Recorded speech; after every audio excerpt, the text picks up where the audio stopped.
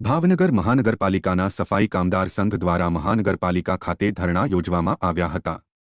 સંઘની પડતર માંગો અને ભેદભાવ રાખવાના આક્ષેપ કરવામાં આવ્યા છે। ભાવનગરના સફાઈ કામદારના પ્રશ્નોના ઉકેલ નહીં આવતા ધરણા યોજવામાં આવ્યા હતા। જો કે આગામી 15 થી 21 સુધી સફાઈ કર્મચારીઓ દ્વારા કાળી પટ્ટી ધારણ કરીને કામ કરવાની ચીમકી ઉચ્ચારી છે।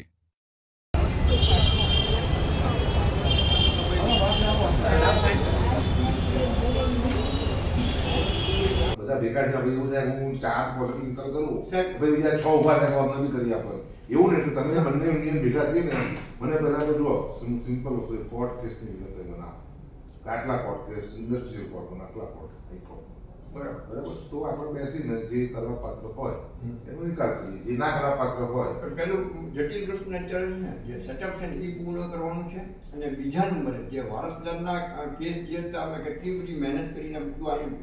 ફાઇનલ બાઇન્ડિંગ કરી ગાંધીનગર પહોંચે પણ લિસ્ટ પ્રતિષ્ઠા નથી આવ્યો એ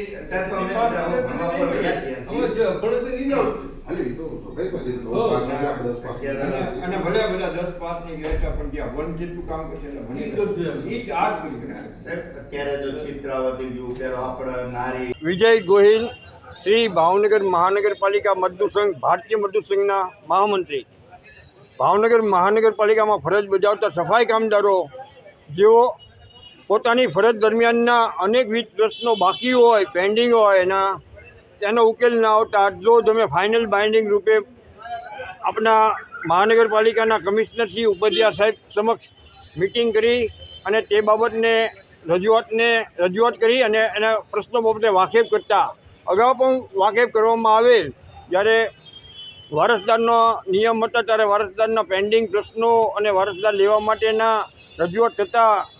ત્યારે કમિશનરે હકારાત્મક વલણ વાપરીને સ્ટેન્ડિંગ તરફ ફાઇલ મૂકેલ, સ્ટેન્ડિંગ કમિટી ચેરમેને પણ પાસ કરેલ અને ત્યારબાદ બોર્ડમાં પાસ કરેલ। બાદમાં કમિશનર સમક્ષ આવતા તે આજ દિન સુધી વણ ઉકેલ રહેવા પામેલ છે તો શા કારણથી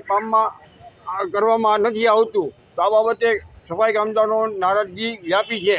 ને આ બાબતે સાનુકૂળ પ્રત્યુત્તર અને જવાબ અમને નહીં મળે અને આનો ઉકેલ નહીં આવે તો તબક્કાવાર અમે ધરણા કરીશું અને 22 તારીખ બાદ ભાવનગર શહેરની તમામ સફાઈ બંધ કરવામાં આવશે, જેની આ બાબતે ગંભીર નોંધ લેવા પણ જણાવ્યું છે। પણ સકારાત્મક વલણ દાખવતા કમિશનરશ્રીએ તો અમે થોડીક આનંદની લાગણી પણ અનુભવીએ છીએ, પણ અમારા અનુભવ એવા છે કે જ્યાં સુધી મોઢામાં અમને કોળીઓ ન મળે ત્યાં સુધી અમે સંતોષ રાખીશું નહીં।